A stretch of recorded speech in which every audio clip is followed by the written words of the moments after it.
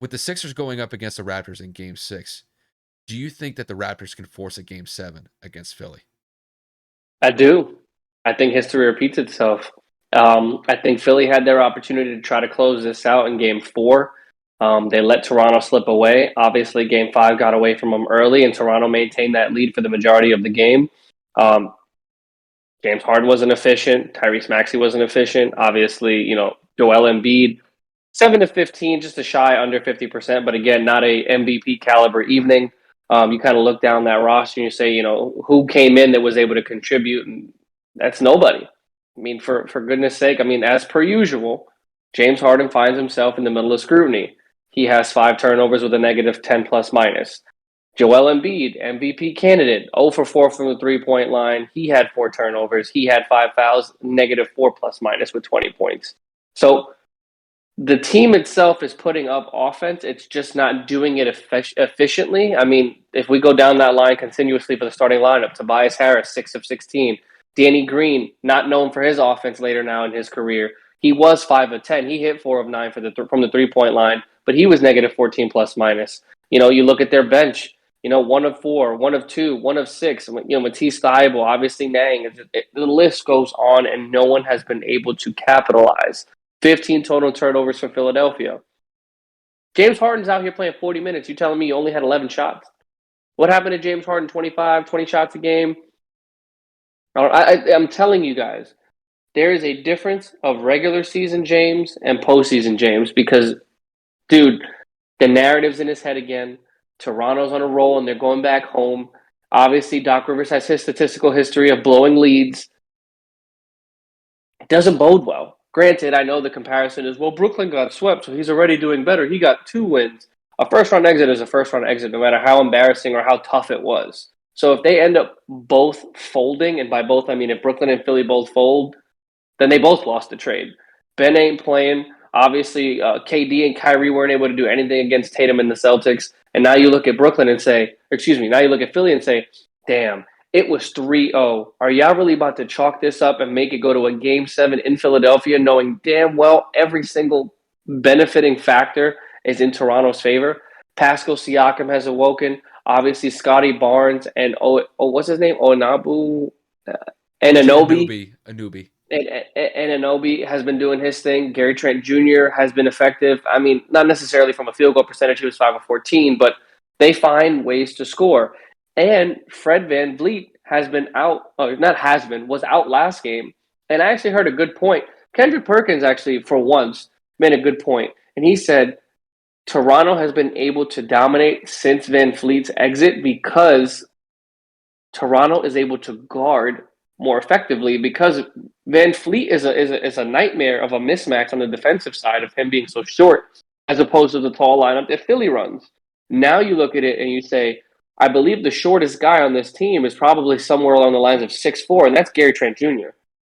This is not a tiny team. Thaddeus Young obviously comes out there and he gives efficient minutes. And granted, that was only in a 60-minute span, but he comes in, has a key steal, has a couple of rebounds, a couple of passes, a couple of assists. That's another 6'8" person that comes off the bench. That's another person with starting and postseason experience. It's just you really have to pay attention to the little things in basketball like that. And obviously, you don't want to see anybody hurt, but with him being out of the lineup and Fred VanVleet, Toronto is able to run those bigger lineups to not have to switch, or should I say, they're able to switch everything, and they're able to actually guard each and every position that Philly throws at them. So, listen, I said that I hate Philly. My girl's family is a big Philadelphia fan. I just don't like James Harden, and I want people to see that this Harden move that everybody was so high about, that so everybody was so happy about, didn't pan out to close the regular season, and it sure as shit isn't panning out in the postseason. Kevin, I'm gonna take the opposite route on this one. I am gonna take Philly in this one.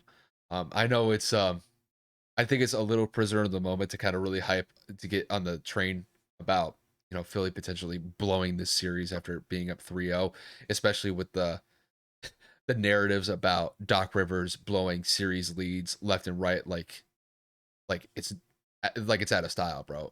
But I do think that despite the fact that Philly's been struggling the last two games, I think they make adjustments, and I do believe that they win Game 6 and advance to the second round. And here's why. So the one thing that you mentioned about Toronto, I think, is fair as far as their matchups are concerned. They're able to guard 1 through 5 better because they just have the physical size to be a focal defensive presence against whatever Philly's been able to run with. Now, I will say this though about Philly is that I do think that they're going to have to make some adjustments to open up some space. And when you look at the last game specifically in Game 5, Philly had a terrible game shooting, and that was despite the fact that they were home. They shot 38% from the field altogether. And behind the 3-point line, they shot 27%. If you look at Toronto in Game 5, Toronto shot 51% from the field. And Toronto was the away team. The fact that Toronto was able to go on the road and play so effectively and so smoothly against Philly in that Game 5 situation, I give Toronto a lot of credit. And they were able to maintain a sizable lead throughout the entire game. There'd be points in time where Philly may get it to like a 5 or 6 point deficit, but then Toronto would knock down a shot or two in a row and extend that lead back to double digits, and Philly just couldn't be able to match that. So I think the one thing that we're gonna have to look from Philly going into Game 6 is just being able to create space for their shooters.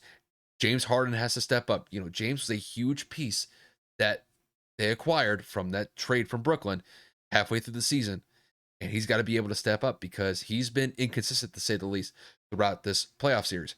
Joel's been dealing with his own injuries that he's battling through, and I do think that Joel, to a certain extent, I think he's going to understand the magnitude associated with this Game 6.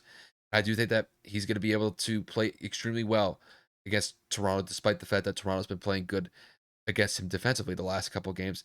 And the one thing that I'm going to have to focus with Philly here is that they have to stop turning the ball over. You look at the last game that they played against Toronto, they had 15 turnovers compared to Toronto's 8, almost a 2-to-1 advantage in favor of Toronto. I do think that if Philly plays smart, they play within themselves, they don't let the game overwhelm them, they don't let Toronto get on these huge runs, and then they get in these massive holes against the Raptors. I do think that despite the fact that Toronto's going to be very loud, it's going to be a very hostile environment for Philly to work with in Game 6. I think they're going to be able to weather the storm. They're going to be able to force some turnovers from Toronto, be able to force Toronto into some contested shots. And I do think that Toronto is going to fall a little bit short in that regard. And I think that's where Philly is going to be able to take over and win this game. Not in a substantial way. Not like they're going to win by 10 or 15 points on the road in Game 6 and move on to the second round that way. But I do think that Philly is going to win in a close battle. I think this is going to be, I'm going to say like Philly's going to win this one in between like 3 to 7 points. But I do think that when you combine all those factors of getting better space for their shooters, making sure that they're playing solid defense and limiting their turnovers, I think that'll be a recipe for success for Philly going into Game 6. And I think that's the reason why, or those are the reasons why I see Philly moving on to the second round.